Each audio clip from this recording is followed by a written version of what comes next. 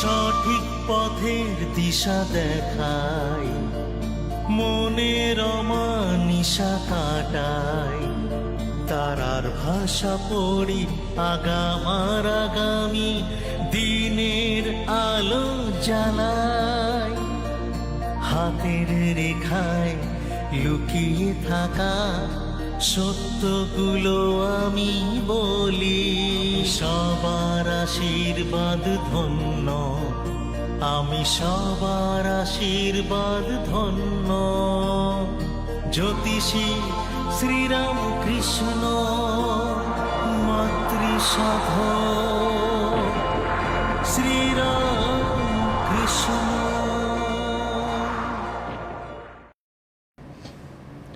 নমস্কার, স্বাগত সবাইকে। এই পৃথিবীতে চিরন্তন সত্য হচ্ছে মানুষের মৃত্যু। যে একবার জন্মেছে তাকে এই পৃথিবী ছেড়ে চলে যেতেই হবে, সেটা আজ হোক আর কাল হোক। আমরা বলি যে জন্ম আর মৃত্যু এটা বিধাতা দ্বারা নিশ্চিত করা থাকে, অর্থাৎ কেউ অনন্তকাল বা চিরজীবী এরকমটা কিন্তু নয়। মৃত্যু হচ্ছে ইটস আ ইউনিভার্সাল ট্রুথ। সেটা আমার হোক আর ওনার হোক অথবা আপনার হোক, মৃত্যু আসবেই। কিন্তু কি অদ্ভুত বিষয় দেখুন, আমরা এটা জানি, এরকম পৃথিবীতে কোনো একটা ইনসিডেন্ট হয়নি যে যেখান থেকে আমাদের ভরসা থাকতে পারে যে না ওই লোকটার মৃত্যু হয়নি, কাজে আমারও নাও হতে পারে। সেরকম নয়, সবাই মারা গেছেন। কিন্তু তবুও দেখুন ছোটোখাটো জিনিস নিয়ে মানুষকে অদ্ভুত রকম ক্রোধের মধ্যে, হিংসার মধ্যে, দ্বিধা দ্বন্দ্ব সংশয়ের মধ্যে, এবং এই জন্য সে ক্রাইম করে ফেলছে, অপরাধ করে ফেলছে। ছোটোখাটো বিষয় আছে, সিটে বসা, ট্রেনের উঠে, বাসে উঠে জানলার পাশে বসা, এরোপ্লেনের জানলার পাশের সিটের জন্য বাগবিতণ্ডা করা অথবা অতিরিক্ত পয়সা দিয়ে সেই সিটটা নেওয়া, ছোট্ট এক টুকরো জমি, কলহ বিবাদে বছরের পর বছর সেই জমি কোর্টের আদেশে আটকে রয়েছে, বন্ধ হয়ে রয়েছে। শাশুড়ি মায়ের সোনার গয়না কোন বৌমা নেবে তাই নিয়ে চূড়ান্ত গণ্ডগোল। এ বলছে আমাকে বেঁচে থাকতে উনি বলে গিয়েছিলেন নেওয়ার জন্য, ও বলছে আমাকে এটা বলে গিয়েছিলেন, এই হচ্ছে আমার কাগজ লেখ ইত্যাদি, নানান গণ্ডগোলের সূত্রপাত। যে কোনো রকম সম্পত্তি নিয়ে গণ্ডগোল, ছোটোখাটো বিষয় থেকে বড় বিষয় মানুষ নিজের করে নিতে চায়, যখন সে এটা জানে যে এটা তার দীর্ঘস্থায়ী নয়। সে কিচ্ছু নিয়ে আসেনি এই পৃথিবীতে, আবার কিচ্ছু না নিয়েই তাকে পৃথিবী ছেড়ে চলে যেতে হবে, সেটা যেই হোক না কেন। তাহলে আমরা এই ধরনের প্রবৃত্তিতে মনোনিবেশ করি কেন? এই ধরনের প্রবৃত্তি বা মানসিকতা আমাদের ঈশ্বর লাভ থেকে কতটা আটকায়? আমাদের মধ্যে হিংসা, জিঘিংসা, ক্রোধ, ক্ষোভ, ঘৃণা, লালসা, কাম ইত্যাদি এগুলো কতটা বিপত্তির সৃষ্টি করে। আসুন জানবো আজকে বাকসিদ্ধ মাতৃসাধক, সঙ্গে আমাদের ইন্ডিয়ান অ্যাস্ট্রোলজিক্যাল ইনস্টিটিউশনের প্রেসিডেন্ট শ্রী রামকৃষ্ণ শাস্ত্রীর থেকে। আমি স্বাগত জানাবো আপনাকে আজকের অনুষ্ঠানে। নমস্কার, আমার সকল দর্শক বন্ধুদের প্রণাম জানাই এবং আমার আরাধ্য দেবী তারা মাকে প্রণাম জানিয়ে এবং আমার জন্মদাত্রী পিতা মাতা এবং গুরুদেবকে প্রণাম জানিয়ে এবং আমার বয়সে কনিষ্ঠ সকল ভাই বোনেদের আমার প্রাণ ভরা ভালোবাসা জানিয়ে আজকের অনুষ্ঠান শুরু করছি। ভগবান বলেছেন যে এই যে মৃত্যু আমাদের কিন্তু নেই। মৃত্যু হচ্ছে আত্মার একটা পরিবর্তন। মানুষ যেমন পুরাতন কাপড় ছাড়িয়া নতুন কাপড় ধারণ করে, আত্মাও পুরনো শরীর ছাড়িয়া নতুন শরীর ধারণ করে। আমি অনেক ক্ষেত্রে দেখেছি ঘরে বৃদ্ধ বাবা মা, তার ভালো মন্দ সেদিকে কারোর খেয়াল নেই, কিন্তু মা বাবা যখন মারা যায় তখন ধুমধাম করে মা কোন মাংস কোন মাছ খেতে ভালোবাসতো সে মাছ, কোন শাড়ি সে দান করছে, ব্রাহ্মণকে ছাতা জুতো কম্বল লেপ দান করছে। কিন্তু শাস্ত্রে একটা জায়গায় বলেছে শ্মশান অলৌহ দগ্ধৌষি, শ্মশানে তুমি দগ্ধ হয়ে গেছো। পরিত্যক্ত হুসি বান্ধবই, তুমি বান্ধব পরিত্যাগ করেছো। আকাশস্য নিরালম্ভ, আকাশ এত বড়, বায়ুভূত নিরাশ্রয়, আত্মা এত ছোট, বায়ুর মধ্যেও তো তোমার স্থান নেই। অত্র স্নাতা ইদং পিত্তা স্নাতা পিত্তা সুখী ভব। আমি তোমাকে যে জল পান করাবো, আমি কিভাবে জল পান করাবো তোমার শ্রাদ্ধে আমি নিজেই জানি না।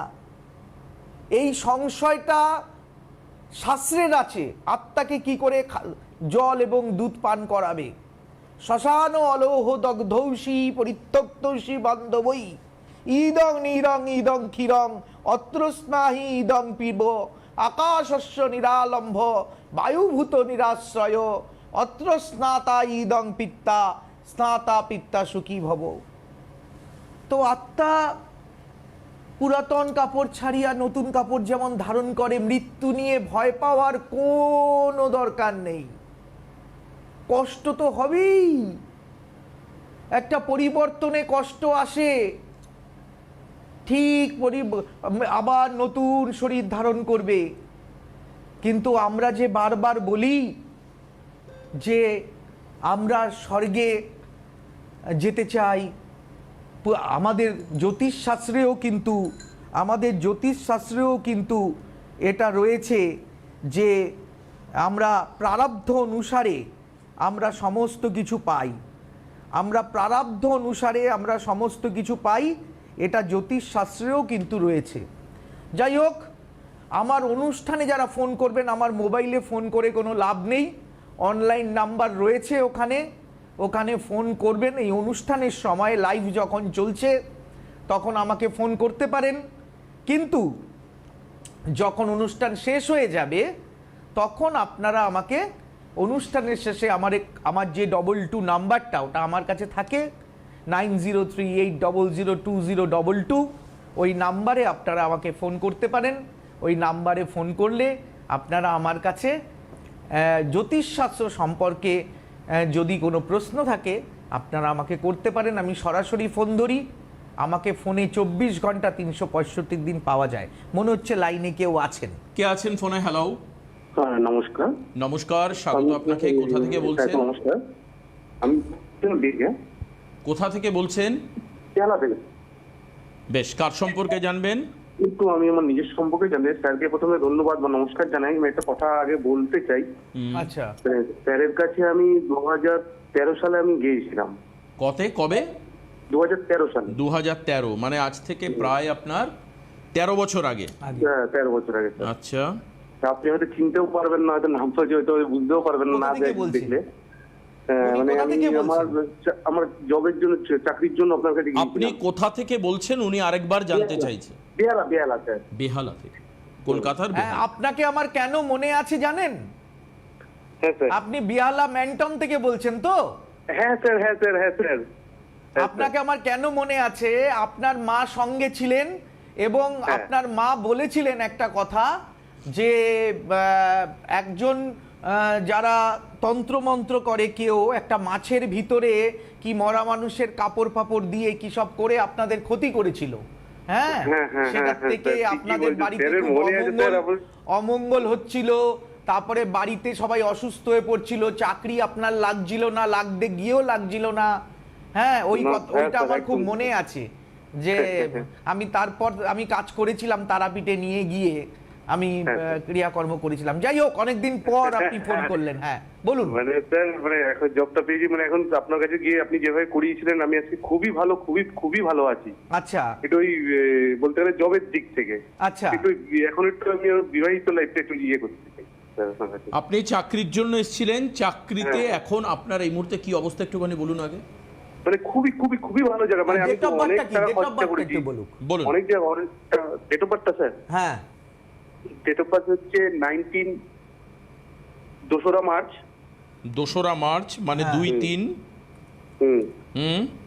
1986। আচ্ছা, টাইম? কটার সময়? সময়টা হচ্ছে 4:35, বিকেল 4:35। বিকেল? হ্যাঁ, বিকেল 4:35। আচ্ছা আচ্ছা। আর জন্মস্থান কি? কলকাতা? জন্ম কলকাতায় স্যার। আরেকবার বলুন তো, একটু ল্যাপটপে ডিস্টার্ব করছে। 2-3-1986। 2-3-1986। 2-3-1986। 4:35 বিকেলবেলা। 4:35 বিকেলবেলা, কলকাতা। কলকাতা।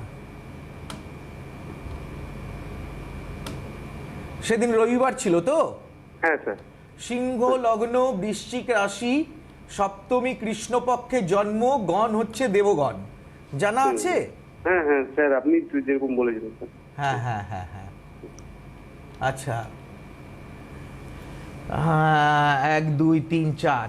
শুনুন, আপনার ব্যাপার হচ্ছে আপনি ন্যায়নিষ্ঠ, ধর্মপরায়ণ, সহজে কারোর কাছে মাথা নিচু করবেন না, আপনার নিজস্বতাবোধ বেশি থাকবে, উচ্চাকাঙ্ক্ষা প্রবল থাকবে, একাধারে আপনি জ্ঞানী, উদার, চিন্তাশীল, বুদ্ধিমান। কিন্তু শনির অবস্থানের জন্য আপনার প্রত্যেক কাজে বাধা, কোনো কাজ হতে গেলে সহজে হতে চাইবে না। মঙ্গল যেহেতু চতুর্থে আছে, দক্ষিণের মানুষরা এই চতুর্থে মঙ্গল, লগ্ন, লগ্নের দ্বিতীয়, লগ্নের চতুর্থ, লগ্নের সপ্তম, লগ্নের অষ্টম, লগ্নের দ্বাদশে মঙ্গল থাকলে মাঙ্গলিক যোগ হয়। আমরা ছাত্রদের যে পড়াই, আমরা বলি এই মাঙ্গলিক যোগ যেহেতু শনির সঙ্গে ছন্নছাড়া যোগে সৃষ্টি হয়েছে, আপনার বিবাহিত জীবন ভালো নয়।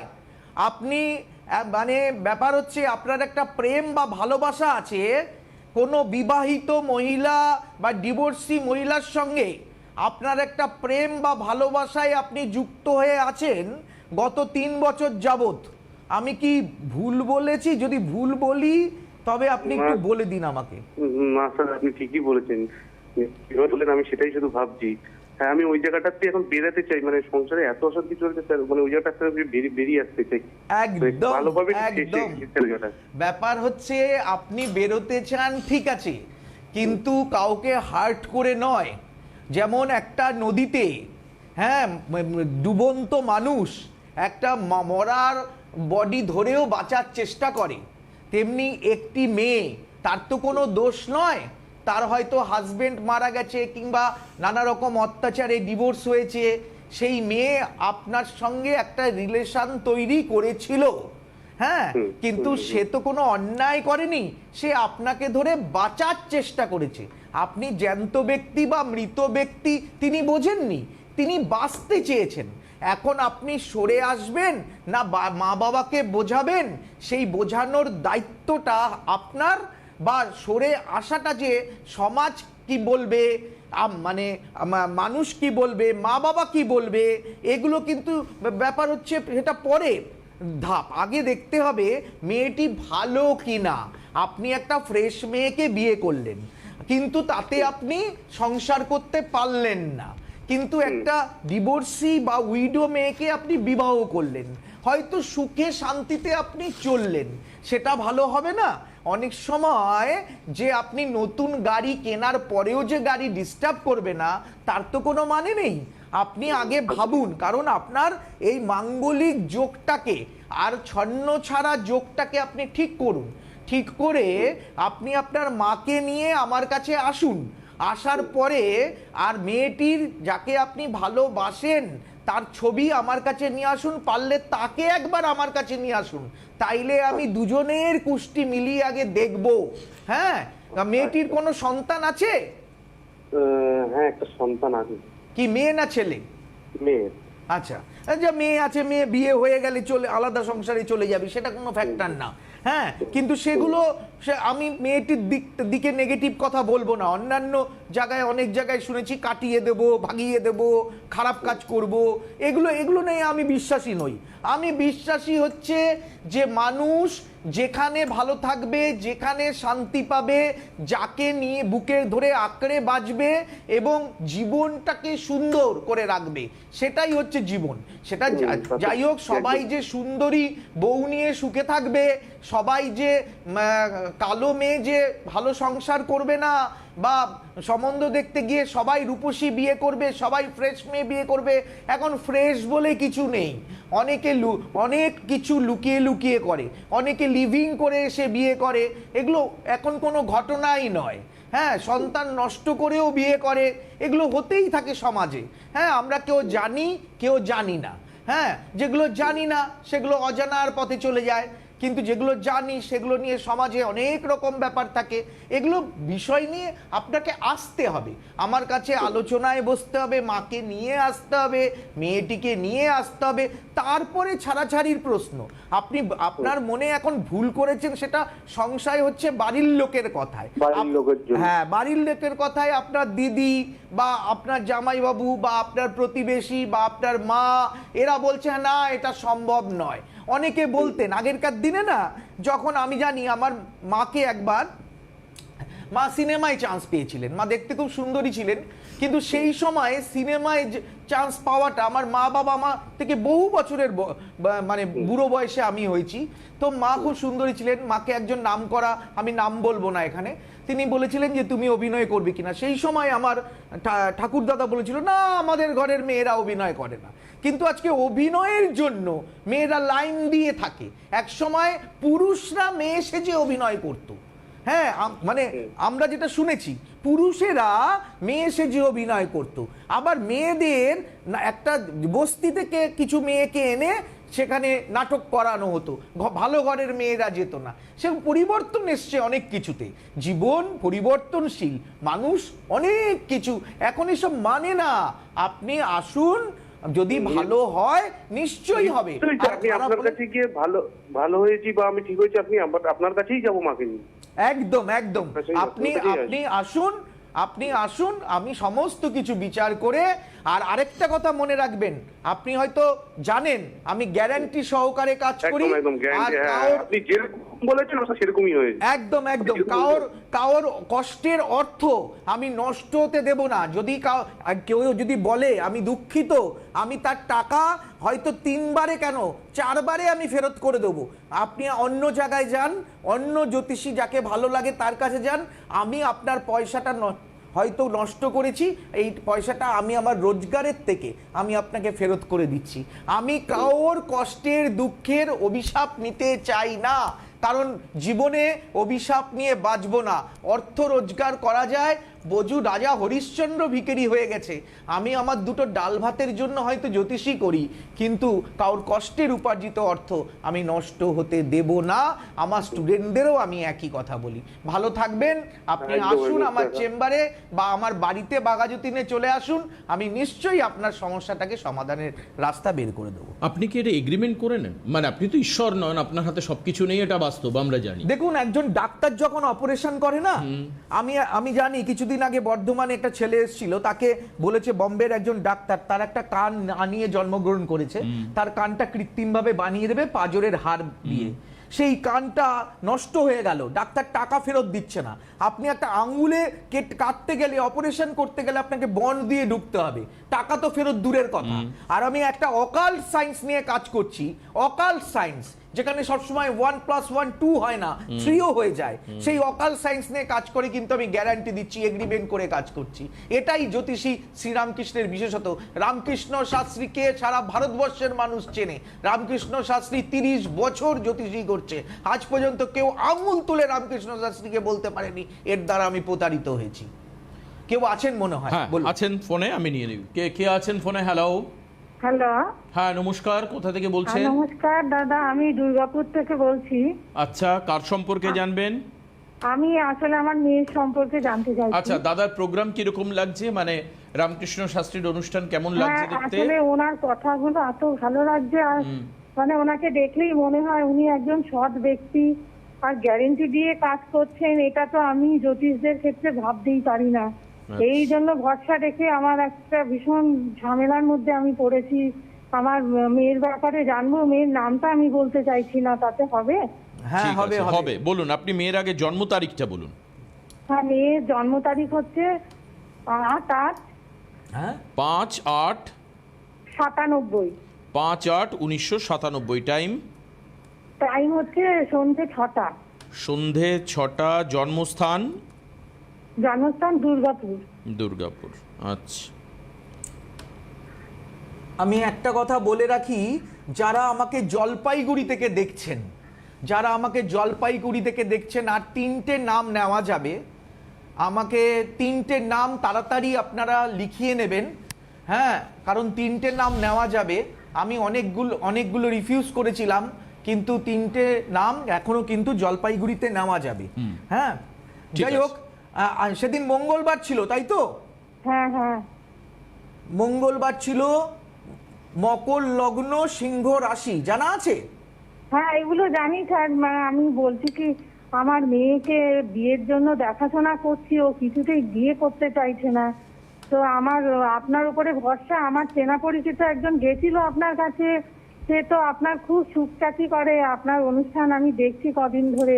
দেখুন, তাই আপনার আমি মেয়ে কিন্তু একটু খ্যাপা প্রকৃতির, মানে চট করে রেগে যায়, জেদি, তারপরে হচ্ছে ও যা দরকার তাই চায়। কারণ আপনি প্রচন্ড আদরে ওকে বড় করেছেন, দেখতে খুব সুন্দরী। হ্যাঁ, এবং ওর কিন্তু বা গালে তিল আছে। হ্যাঁ, আর আরেকটা কথা হচ্ছে, ওর মানে মাথার চুল একটু বর্তমানে কমে যাচ্ছে। হ্যাঁ হ্যাঁ হ্যাঁ, একদম ঠিকই বলেছেন। একদম একদম। আর অ্যাজমা, ব্রঙ্কাইটিস, শ্বাসকষ্ট জাতীয় রোগে ও ভুগবে। এই হচ্ছে ব্যাপার। আর দ্বিতীয় কথা হচ্ছে, ওর একটা কথা কি, ও আপনাকে প্রকাশ করতে পারছে না। ও একজনকে পছন্দ করেছে, যেটা হচ্ছে আপনার জাতের নয়, বেজাতের হতে পারে, কিন্তু বিষয় হচ্ছে সে এখনো প্রতিষ্ঠিত নয়। সেরকম একটি ছেলেকে ও পছন্দ করেছে আমার হরোস্কোপ দেখে যেটা মনে হচ্ছে।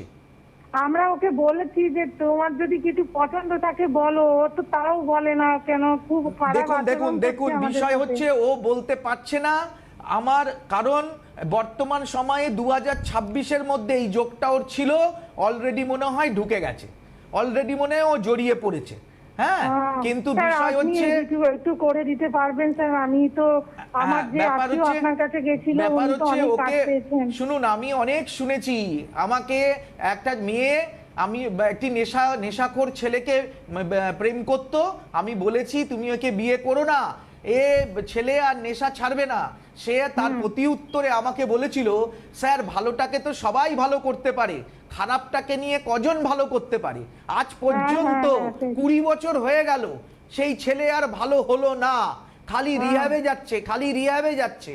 হ্যাঁ, শ্বশুরের পেনশন ছিল, তাই সংসারটা মোটামুটি টেনে নিয়ে একটা বাচ্চাকে নিয়ে রয়েছে। হ্যাঁ, আর আমার কাছে প্রায় দুঃখ করে, আর সে খালি রিহ্যাবে পাঠাচ্ছে। মোটামুটি এই জেনারেশন আমাদের কথা শুনতে চায় না, কি করব স্যার? আমার তো রাত্রিরে ঘুম আসছে না, কিছু একটু করে দিতে পারবেন? আপনি মেয়েকে নিয়ে আমার কাছে আসুন, আমি মেয়ের সঙ্গে একটু বসবো আলাদাভাবে। আপনি একটা কোনো কিছু বাহানা করে মেয়েকে বসিয়ে দিয়ে একটু বাইরে চলে যাবেন, আমি মেয়েটির সঙ্গে আমি কথা বলবো, কথা বলে যা যা করার আমি করে দেবো সেইগুলো। মেয়েকে এই ব্যাপারে কিচ্ছু বলবেন না। হ্যাঁ, আমি যা করার করে দেবো। দেখবেন মেয়ের যে চিন্তা ভাবনা আছে, আমাদের গ্রহের অবস্থান আমাদের চিন্তা ভাবনাটাকে সেই জায়গায় নেয়। হ্যাঁ, অভাগা যেদিকে যায় সাগর শুকায়া যায়। আপনি একটা জবা ফুল নিয়ে প্রতিদিন মায়ের কাছে ওম কালী কালী মহাকালী কালীকে পাপনাশিনী ধর্মার্থ মোক্ষতে দেবী নারায়ণী নমস্তুতে মহিষগ্নি মহামায়ে চামুণ্ডে মুন্ডমালিনী আয়ুরারোগ্যং বিজয়াং দেহি দেহি দেবী নমস্তুতে। এসো সচন্দন পুষ্পাঞ্জলি পুষ্পং মহাকাল ভৈরবং সহিত ক্রিং শ্রীমৎ দক্ষিণা কালিকায় নমঃ। মায়ের পায়ে একটা ফুল দেবেন, আর আপনার মনের বলবেন, মা আমার সন্তানের সুমতি সুবুদ্ধি ফিরিয়ে দাও, মা আমার সন্তানের সুমতি সুবুদ্ধি ফিরিয়ে দাও, মা আমার সন্তানের সুমতি সুবুদ্ধি ফিরিয়ে দাও, এই বলে প্রতিদিন কামনা করবেন। আর নেগেটিভ কিচ্ছু ভাববেন না, পজিটিভ ভাববেন, আর মেয়েকে নিয়ে আমার কাছে আসবেন। মনে রাখবেন, আমার একটা পরামর্শ আপনার জীবনটা বদলে দিতে পারে। আপনি আসুন, দেরি হবে, হ্যাঁ, ভগবানের কাছে দেরি হতে পারে, কিন্তু অন্ধকার নেই। হ্যাঁ, অন্ধকার না নেই, ভগবানের কাছে হবেই হবে। পাথর ঘষতে ঘষতে যদি ক্ষয় হয়, আপনার মেয়েরও মানসিকতা চেঞ্জ হবে। এই দিন কোনো বাকি নেই, আপনি আমার কাছে যোগাযোগ করুন। আসুন আজকে চেম্বার বলে দিই। 22 তারিখ হচ্ছে গুয়াহাটি চেম্বার আছে, 23 তারিখ কোচবিহার, 24 তারিখ ফালাকাটা, 25 তারিখ জলপাইগুড়ি, 26 তারিখে শিলিগুড়ি চেম্বার আছে, 28 তারিখে হচ্ছে কালিয়াগঞ্জ, 4 তারিখে তারাপীঠ, 5 তারিখ তারাপীঠ, 7 তারিখে মেচেদা, 8 তারিখ মেদিনীপুর এবং 9 তারিখ আসানসোলে রামকৃষ্ণ শাস্ত্রীর চেম্বার রয়েছে। এই চেম্বারগুলোতে ফিজিক্যালি আপনি আসতে পারবেন। আজকের অনুষ্ঠান এখানে শেষ করব, পরবর্তী শিডিউলে আবার অনুষ্ঠান দেখবেন। ভালো থাকবেন, নমস্কার। খবর আপনাদের প্রিয় জ্যোতিষী রামকৃষ্ণ শাস্ত্রী অনলাইন কনসালটেন্সি করছেন। আপনাদের প্রতিকার এবং পরামর্শ ভারতবর্ষের বিভিন্ন প্রান্তে পৌঁছে যাচ্ছে। Online consultancy number 9038002022। Ramakrishna Shastri আপনাদের সাথে, আপনাদের পাশে।